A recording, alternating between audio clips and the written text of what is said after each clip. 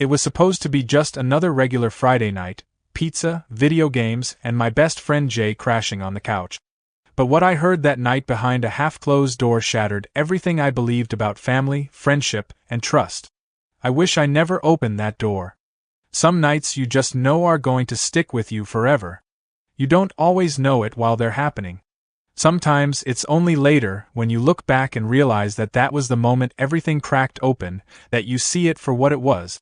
For me, that night was a Friday. Just another sleepover with my best friend Jay. Or so I thought.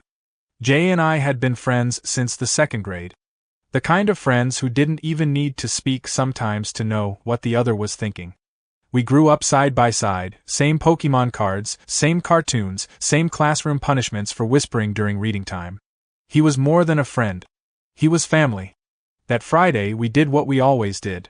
Pigged out on pepperoni pizza, played way too many hours of Xbox, argued over which superhero could actually win in a fight, and crashed sometime around midnight. My mom had even made cookies like she always did. The whole house smelled like chocolate and cinnamon, warm, familiar. Like home. Everything was normal. Right up until it wasn't. Jay was passed out in the beanbag chair in my room, snoring lightly, the Xbox controller still in his hand. I remember looking over at him and thinking how peaceful everything felt. No stress. No drama. Just comfort. But I was thirsty, so I got up to grab a glass of water from the kitchen. I tiptoed out, not wanting to wake him, and padded down the hall, the old wooden floor creaking just a little under my feet. That's when I heard them. Voices. 2 of them. One was unmistakably my mom's. The other was Jay's dad. Rick. At first, I didn't think anything of it. He dropped Jay off earlier and sometimes stayed a little to chat with my mom. They'd been friendly for a while. It wasn't weird. But the tone. That's what stopped me. It wasn't casual. It was soft, personal, flirty almost. I slowed down. And then I heard it. "You always smell so good," Rick said, low and quiet. My stomach turned. "Shoo," my mom whispered. "The boys are still here." More shuffling. Then a soft laugh. Then something else. Something I can't forget, no matter how hard I try, the sound of a kiss. I froze in place. I couldn't breathe. And I did the one thing I wish I hadn't, I looked. The door to the living room was open just a crack, just enough for me to see them. My mom was sitting on the couch, Rick's arm draped around her shoulders, her head tilted toward him. They were laughing like teenagers. Her hand was on his knee. His lips brushed her cheek. Another kiss. I stumbled back so fast I nearly knocked over a lamp. I don't even remember walking back to my room, just that my heart was pounding so loud it felt like it was in my throat. Jay didn't even stir as I crawled back into bed. He was out cold. I stared at the ceiling for hours. I didn't cry. I didn't even feel angry at first. I just felt numb. The next morning, everything was too normal. My mom was in the kitchen making pancakes, humming softly. Rick had already left. Jay was groggy but cheerful, cracking jokes over breakfast like nothing was wrong. And me? I was barely holding it together. I couldn't eat.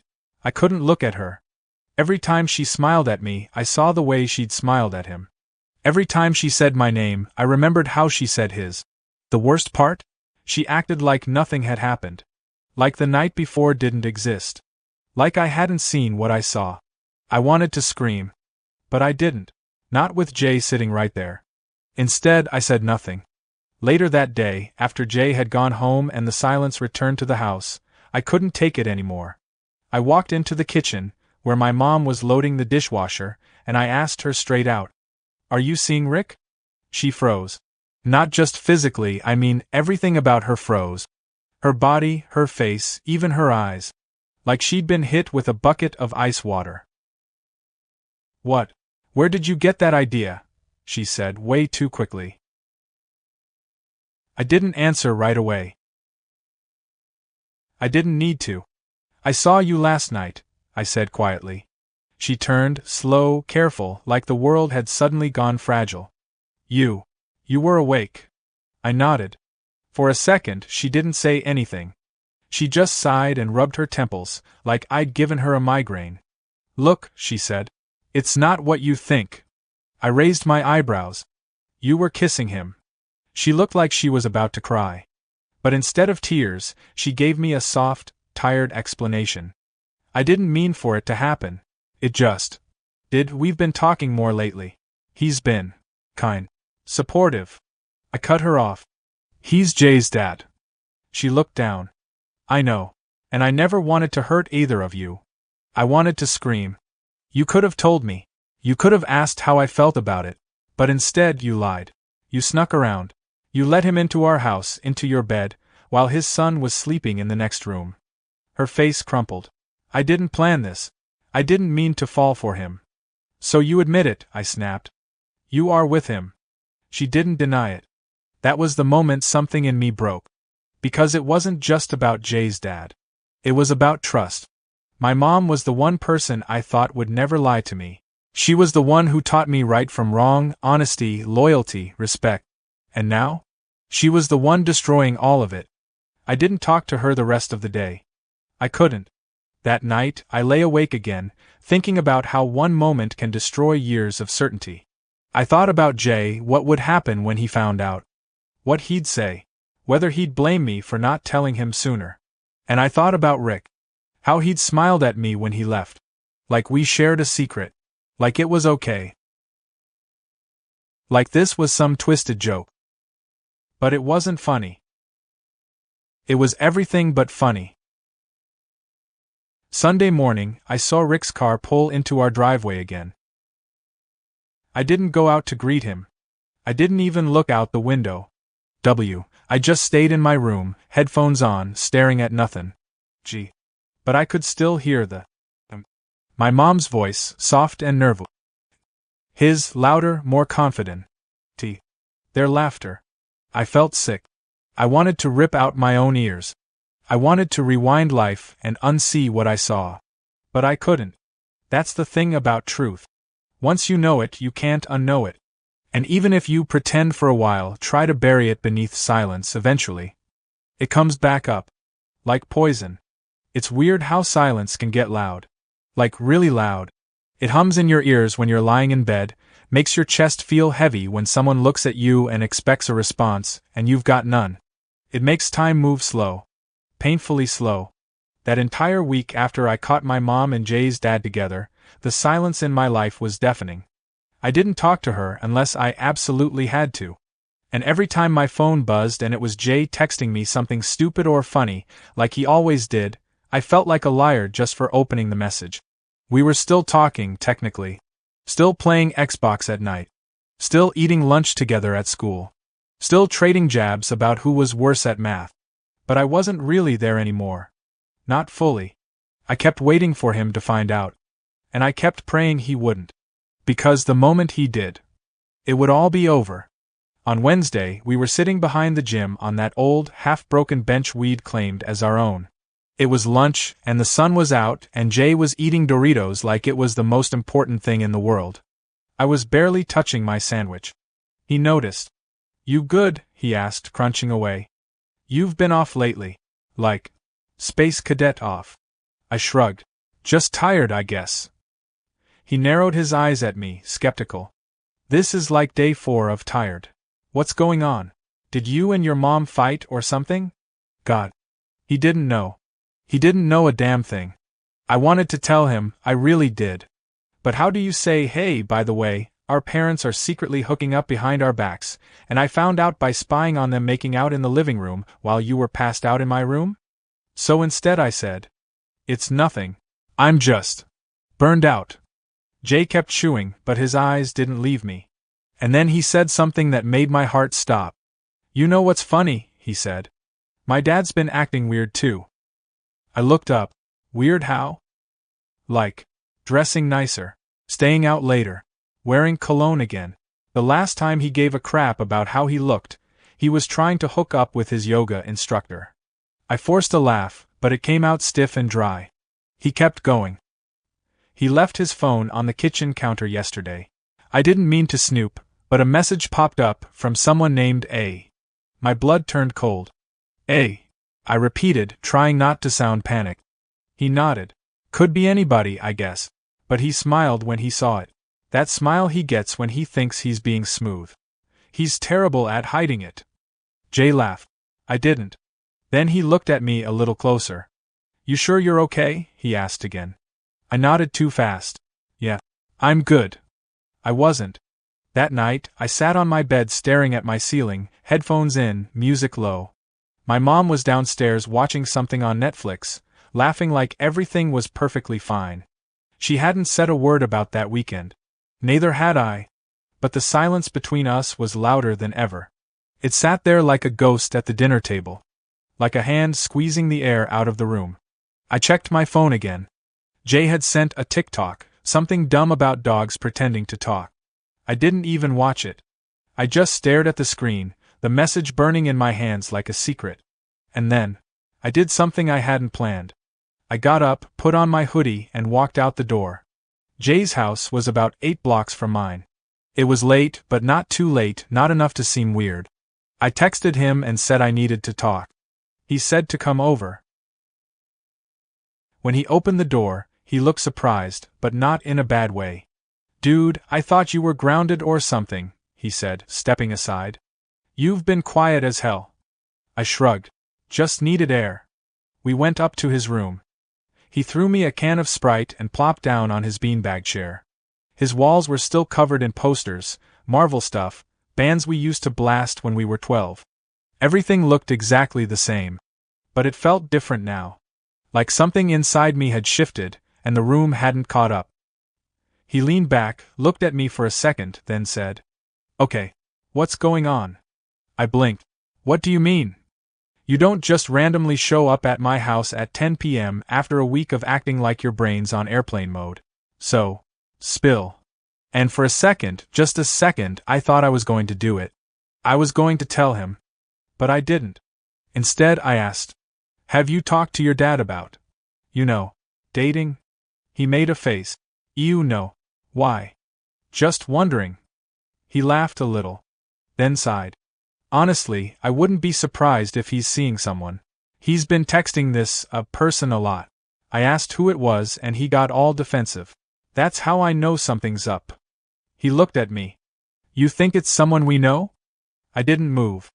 I hope not, I said. Jay nodded slowly, then stared at the ceiling. Whoever it is, I just hope it's not another disaster. He always dates women who are either way too young or absolutely insane. He laughed. I didn't. The guilt was unbearable. I left around midnight. Jay walked me halfway down the street. We didn't say much. But when he hugged me before turning back, I almost lost it right there. Because he trusted me. Because he still saw me as his best friend. And I didn't deserve that anymore. The next day at school, everything finally cracked open. I was sitting in English class, doodling in the margins of my notebook, when I felt my phone buzz. Jay. Dude. Come outside. Now. My heart dropped. I asked to go to the bathroom and walked out as fast as I could without running. He was standing near the back of the gym building. His face was pale. His jaw clenched. And in his hand? His dad's phone. Say it, he said. I blinked. Say what? That you knew. That you knew my dad and your mom were screwing around and you didn't say a word. My stomach flipped. Jay, don't lie. I saw the text. I saw them. Her name. Her picture. Him saying how good last night was. And the part where he said you almost caught them. I opened my mouth. Nothing came out. How long? He demanded. A week, I said softly. His face twisted in pain. A week? We've been hanging out, playing games, texting like nothing's wrong, and you've known? I nodded. I couldn't even try to explain. Nothing I said would matter. You should have told me, he said. I didn't want to hurt you. You did hurt me. He shoved the phone in his pocket and turned to leave. Then stopped. You're not my friend anymore. And just like that, he was gone. That night, I didn't eat. I didn't sleep. I didn't even come out of my room. I could hear my mom downstairs, talking on the phone again, probably to Rick. Probably planning another night together.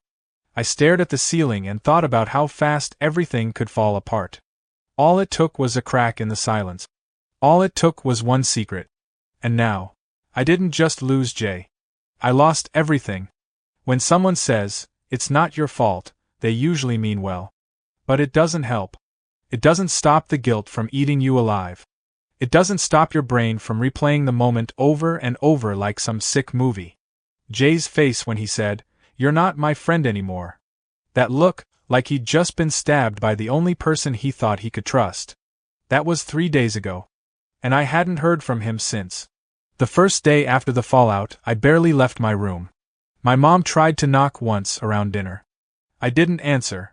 She tried again around 10 p.m. "I made your favorite," she said through the door. Her voice was soft, like she knew something had changed. I still didn't answer. Because everything she cooked, every word she spoke, felt fake now. That night, I stared at my ceiling again. I'd gotten pretty good at it. It's weird how blank a ceiling can feel when your entire world is falling apart beneath it. The second day, Jay wasn't at school. I waited at our lunch spot behind the gym for 20 minutes before finally giving up and walking the long way around the building, like maybe I'd find him waiting somewhere else. I didn't. People asked where he was. I just said I didn't know. Which was technically true. I didn't know where he was. I didn't know if he was okay. If he hated me. If he hated his dad. But I was pretty sure the answer was yes to all of the above. That night, I tried to ask my mom, casually, if she'd talked to Rick recently. She hesitated before answering. "No. Not since Sunday." She paused, then looked at me with concern. "Why?" I didn't answer. She set down the dish towel she was holding. "Is this about Jay?" I nodded. She came closer, lowered her voice. "Did something happen between you two?" I looked her dead in the eyes. "Yeah. You happened." She flinched like I'd hit her. "Honey, I didn't mean for any of this to." "Stop saying that," I snapped. "You did mean it. You chose it. You brought him here.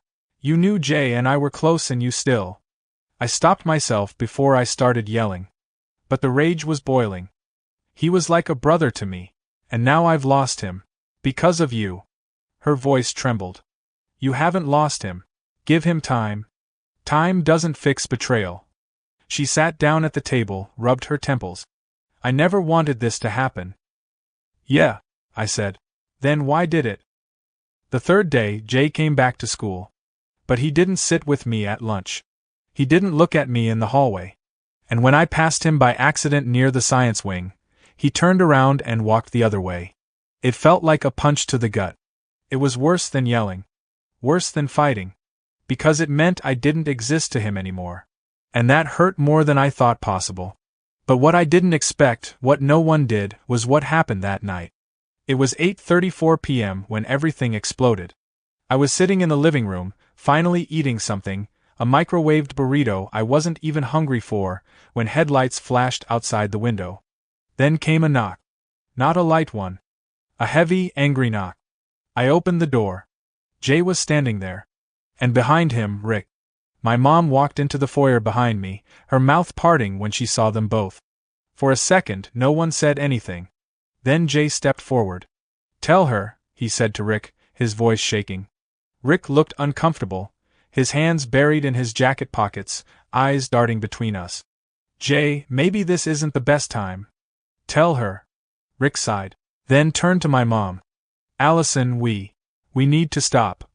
My mom blinked. "What?" "This, whatever this is, it's tearing our kids apart." Jay turned to her, eyes blazing. "You didn't think we'd find out? You thought you could sneak around and what? Just wait until graduation and pretend it never happened." My mom stepped back, stunned. Rick tried to calm him down. "Jay, come on. Let's talk about this somewhere else." "No," Jay snapped. "No more talking. I'm done hearing excuses. I just want to know why you two thought it was okay to destroy everything." I looked at him. He wasn't just angry. He was broken. My mom finally spoke. "Jay, I'm sorry. I never meant for any of this to happen. We didn't tell you because we didn't know what it would become. We didn't want to hurt you. But you did." Jay cut her off. His voice cracked. "You did hurt us. Both of you. You ruined the only thing I had left that made me feel like I wasn't alone in all this. And now I can't even look at my best friend because all I see is lies. Silence. Pure, crushing silence. And then he turned to me. You should have told me. I opened my mouth, but he raised a hand. No.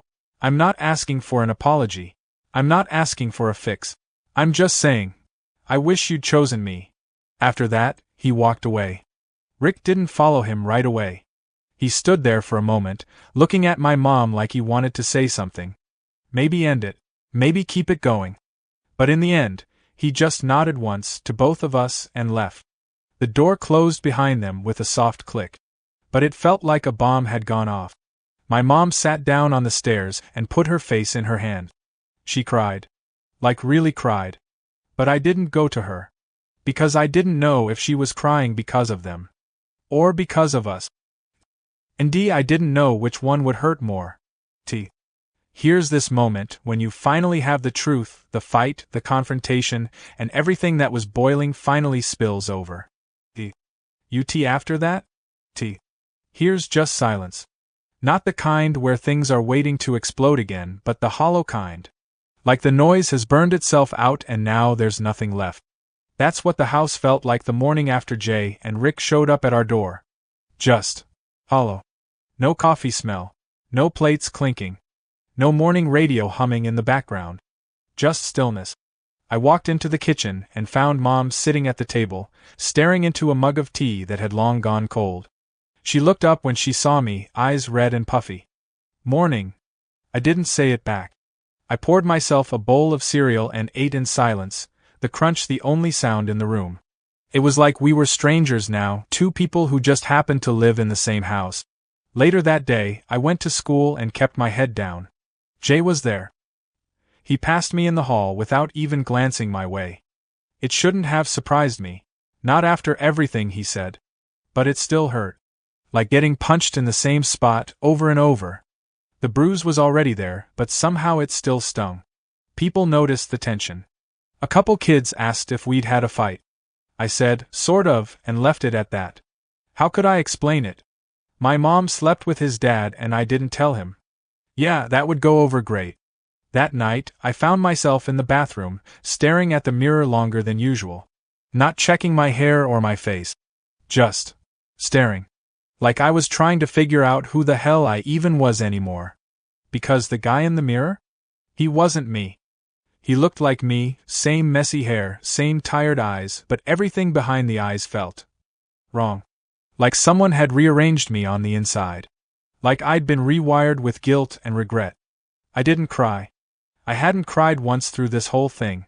But that night, staring into that mirror, I kind of wished I could.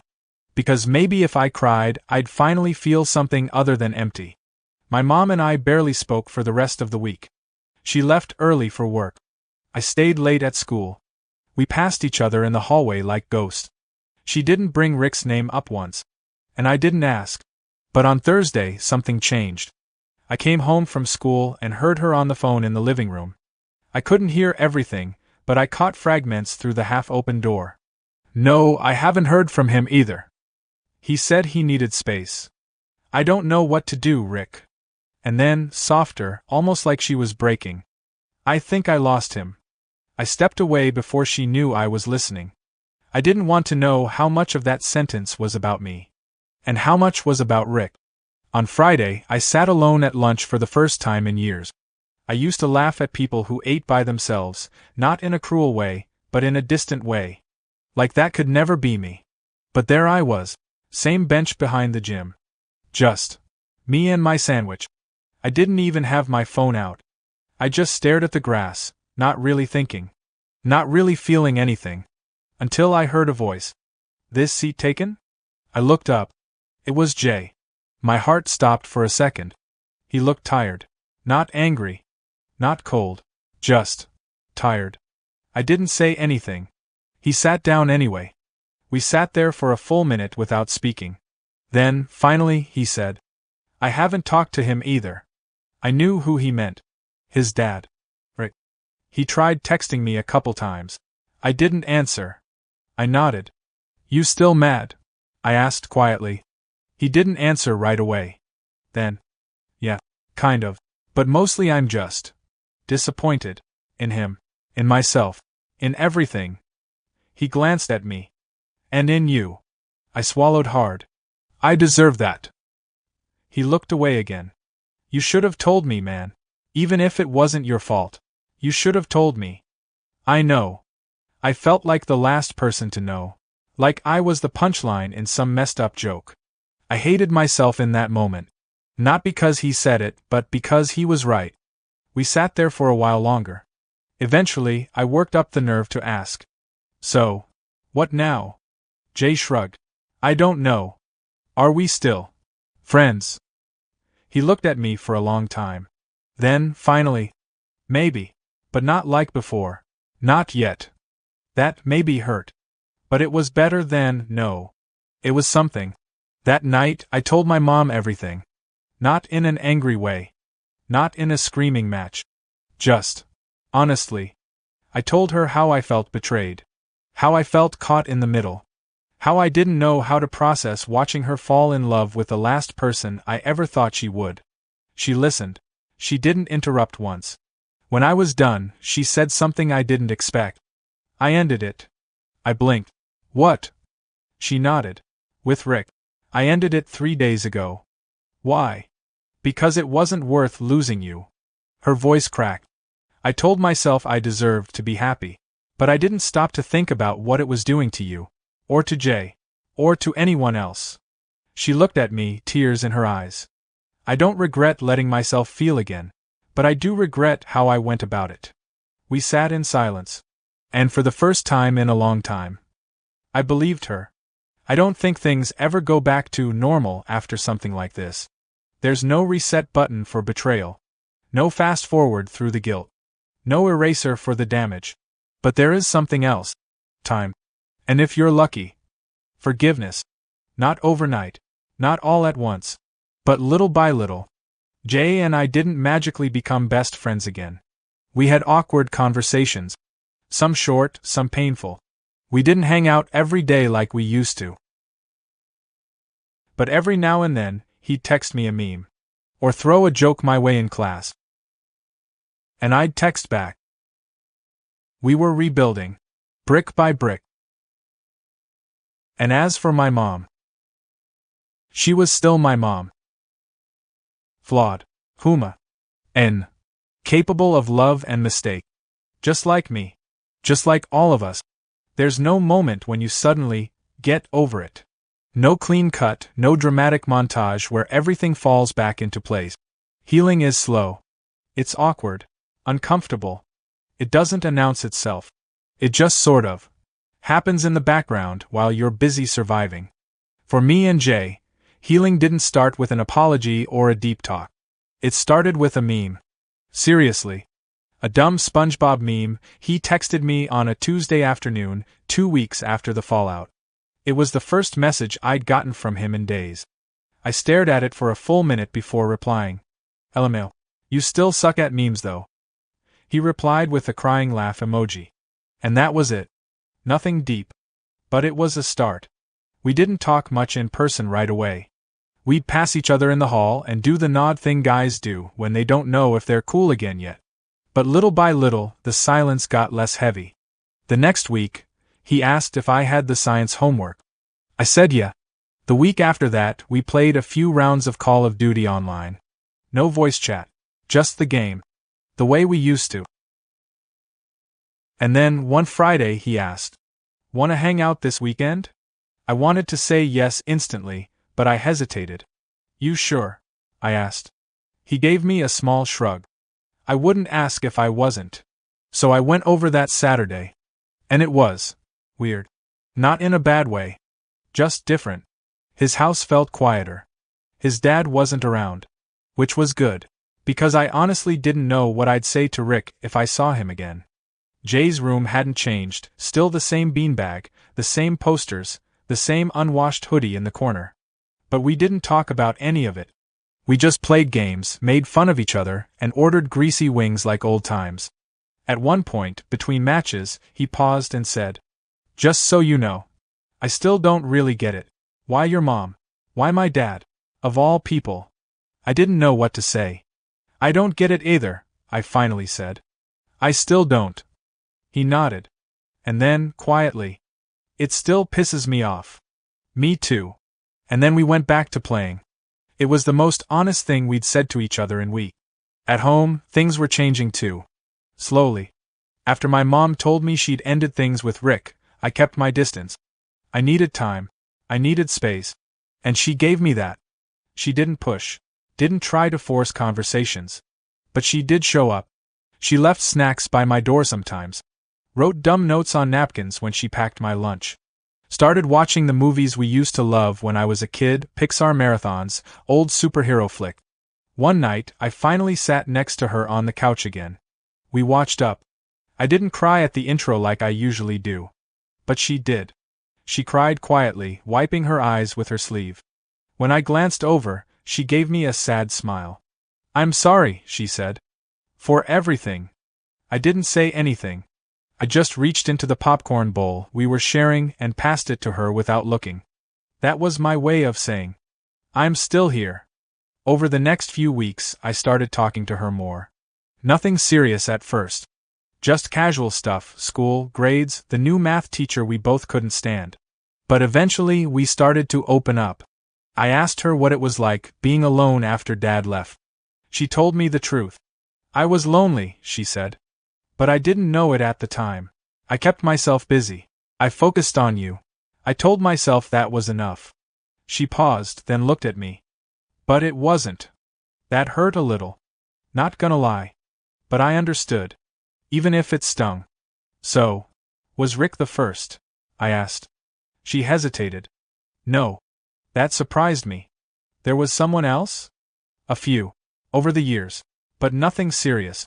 Nothing that made me feel hopeful. Until him. I didn't know how to respond to that. It was weird, hearing your mom talk about her love life. But I also kind of needed to hear it. Needed to remember that she wasn't just mom. She was a person. A woman. Someone who wanted to feel loved, just like anyone else. I was starting to see her clearly again, not the perfect, always smiling version I'd grown up with, but the real one. Flawed. Human. Like me. Jay told me later that his dad tried reaching out again. Sent him this long text about rebuilding and being there. Jay read it, then deleted it. Maybe one day, he told me. But not now. I nodded. I didn't say it, but I felt the same way. Rick wasn't someone I could forgive yet. Not because of what he did, people make mistakes. But because of how he did it. Sneaking. Smirking. Acting like we wouldn't care. Like we didn't matter. That was the part one couldn't forget. Life started to settle into a new normal. Not the same as before, but something close. Jay and I weren't back to daily hangouts or sleepovers, but we were talking. Laughing again. That was enough. My mom and I were figuring things out too. Slowly. We weren't pretending it hadn't happened. But we weren't letting it define us either. And for the first time in weeks, I felt like I could breathe again. One night, Jay and I were walking home from school. The sky was pink and orange, that soft glow that only happens right before the sun disappears. He looked over at me and said, "You think things will ever go back to how they were?" I thought about it for a second. Then I said, "No. But maybe they'll be better." He raised an eyebrow. Better? Yeah. Not because nothing bad ever happened, but because we know how to deal with it now. Together. He nodded. You got weirdly deep just now. Shut up. He laughed. So did I. It started with a knock. Not loud. Not angry. Just steady. Like whoever was on the other side knew exactly what they were doing. I was home alone, Mom was working late. I almost didn't answer it. Honestly, I thought about pretending I wasn't there. But something told me to open the door. So I did. And there he was. Rick. Jay's dad. My mom's ex-whatever. He looked older than I remembered. Not physically, really, but in the eyes. Tired. Worn down. He gave me a small nod. Hey. I didn't say anything. He glanced past me, then back. Is your mom home? No. He shoved his hands in his jacket pockets. Can I come in? I thought about it, said nothing, then stepped aside. He entered slowly, like he wasn't sure he was welcome. Which, to be fair, he wasn't. He sat down on the edge of the couch, like someone who didn't plan to stay long. I stood across the room. The silence stretched. Finally, he spoke. I owe you an apology. I stayed quiet. He looked up. I do. And I'm not saying that just to check a box. I mean it. Still, I didn't speak. What we did, it was selfish. I convinced myself it wasn't. That it was just adults finding happiness. That it wouldn't hurt anyone. He shook his head. But I was wrong. I crossed my arms. So why now? Because I've had time to think. And because Jay won't talk to me. And your mom's blocked my number. And I guess I just didn't want to leave things like this with you too. I almost laughed. You think we're going to be friends now? No, he said softly. But I'm hoping I can at least be honest. That caught me off guard. He leaned forward, elbows on knees. You know, when my marriage ended, I told myself I'd never let anyone get close again. That it wasn't worth it. But then your mom. She was different, kind, real. And I let myself believe I deserved something good again. He looked me in the eye. But good things don't last when they're built on secrets. I let that sit. Because, for once, he wasn't deflecting. He wasn't smirking or acting slick. He was just being real. Jay's hurting, I said. I know. So am I. He nodded. I know that too. We sat in silence for a few more seconds. Then I said the thing I'd been thinking for weeks. I don't hate you. He blinked. You don't. I want to. I did. But I realized something. You're just a guy who made a stupid decision because you didn't know how to be alone. He looked away. That hit something in him. I don't forgive you. Not yet, I added. But I don't want to carry this around forever either. He nodded slowly. That's more than I deserve. He stood, thanked me, and walked to the door. But before he left, he turned. Tell Jay. I'm still here. Whenever he's ready. Then he left. I didn't tell my mom about it that night. Not because I was hiding it, I just needed space to sit with it. To decide what it meant. I didn't feel relief. Or closure. Or any big moment of healing.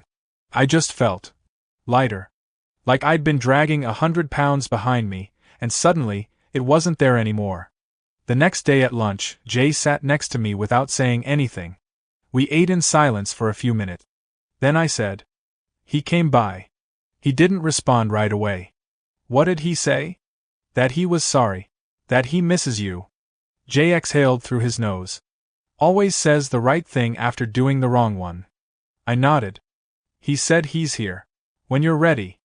Jay looked down at his hands, picking at his cuticles the way he always did when he was trying not to cry. I don't know if I can be ready, he said quietly. Not yet. That's okay. You forgive him? I thought about it. Not really. But I talked to him. That helped. He nodded. Then, after a pause. Maybe I'll do the same. Just to say what I need to say. Then be done with it. I think that's smart. You think he'll listen? He listened to me. Jay looked up. Thanks, man. For not pushing me. I smiled a little. You'd punch me if I did. He laughed. Yeah, probably. That weekend, Jay texted me. Going to talk to him. Alone. No clue how it'll go. I replied. Proud of you. Don't be yet. Could still crash and burn. Still proud. I didn't hear from him the rest of the day. And I didn't need to. Because for the first time since everything fell apart, I trusted that he'd figure it out. Sunday morning, he showed up at my house. Unannounced. No text. No call. Just a knock like his dad had done. I opened the door. Hey, he said. Got a minute? Always. We sat on my front step. It was early, too early for lawnmowers or barking dogs or kids screaming on bike. Just quiet. So, he said. I saw him. Yeah. He nodded. We talked. Well, I yelled. He listened. How'd it feel? Weird. Good. Ugly. All of it. He paused. But I said what I needed to. And that was enough. I smiled. He looked at me. We're okay, by the way. You and me. Yeah. Yeah. And for the first time in a long time, I believed him. We didn't do a big sleepover after that. We didn't go straight back to daily gaming or texting until midnight. We didn't pretend nothing had happened. But we moved forward. And honestly, that meant more than anything. Some people think forgiveness is this magical moment, where pain disappears and everything gets tied up neatly like a movie ending. But that's not real. Forgiveness is messy. It's slow. It's choosing to stop bleeding even when the wound's still sore. It's looking at someone who broke your trust and saying, "You don't get to ruin me forever." That's what Jay did with his dad. That's what I did with my mom. That's what we did with each other. And maybe that's what healing really is. Not forgetting. Just letting go. It's funny how life doesn't give you a warning before it shifts. No flashing lights. No sirens. Just a quiet, invisible moment that splits everything in two. Before. And after. Looking back, I think I always knew something was coming, not what, but something. Something that would rip away the illusion that everything was fine. That our parents were stable. That trust was permanent. That friendships were unbreakable. I think part of growing up is realizing that nothing is ever as solid as it seems. And yet, some things survive anyway. Even after the earthquake. Even after the dust settles. It's been a few months since everything happened. Jay and I don't talk every day, but we talk often enough that it doesn't feel weird anymore. We'll send memes, meet up for coffee, occasionally hang out after school, and when we do, there's no tension. Just space. A little more space than before, but maybe that's okay. I think we both grew into people who need that now. We're not the same as we were before. We're not pretending to be either. That's what makes it real. My mom and I are doing better too. It took time. More than either of us expected. Some nights, I still look at her and remember that night, the one where everything changed. I still hear her voice in my head, whispering to Rick when she thought I was asleep. I don't think I'll ever forget that. But I also remember the nights after. The ones where she came home tired but still asked how my day was. The ones where she made my favorite dinner without saying a word. The ones where she showed up, even when I didn't want her to. She's not perfect. Neither am I. But we're trying. And in this world, trying matters. Rick? I haven't seen him since that night he showed up at my door. Jay said they've talked a few times since then. Nothing deep, just check-ins. Progress. I asked him once if he thought he'd ever forgive his dad. Jay shrugged and said, "Maybe. But he's got to earn that. I'm not giving it away for free." That stuck with me. Because it's true. Forgiveness is not a gift. It's a decision. One you make when you're ready. Not when someone else wants you to be. A few days ago, Jay and I were sitting on the school steps after class. It was cold, the wind sharp enough to cut your face, but we didn't care. We were talking about college, what we wanted to do after graduation. He said maybe business school. Or something with music, since he'd been messing with beats on his laptop again. I told him I wasn't sure yet. Maybe journalism. Maybe something with storytelling. He smirked. "You'd be good at that. You always remember the details." I smiled. "Yeah. Sometimes I wish I didn't." We sat there for a while, just watching the parking lot empty out. Then Jay said, "You think if they'd handled it differently, things wouldn't have blown up like they did?" I thought about it. Maybe. But I think we still would have gotten hurt. Secrets have a way of doing that no matter how pretty you wrap them. He nodded. "Yeah. Guess that's true." Then he looked at me. "You ever wish it didn't happen?" I was quiet for a long time. Then I said, "I wish the pain didn't happen. I wish the lies didn't happen. But I don't know if I wish it didn't happen at all." He gave me a look. "Why?" "Because I learned stuff. About them. About me. About you.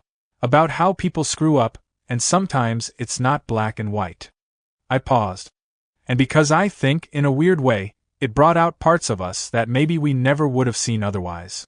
Jay didn't say anything. But he nodded. And that was enough.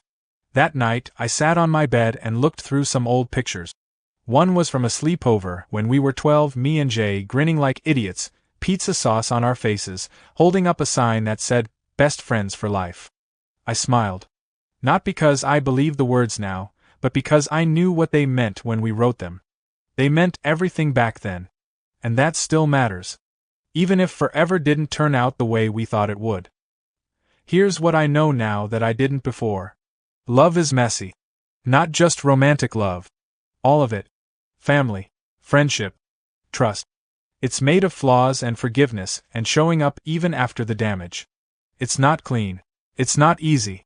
And sometimes it hurts like hell. But it's also what makes us real. It's what makes us get back up. If you asked me back then what I wanted, I would have said, 4 things to go back to how they were. But now? I don't want that. Because before was built on illusions. And after, this messy, imperfect, scarred version of life feels more honest. More mine. So no, we didn't get a happy ending. But maybe we got something better. A real one.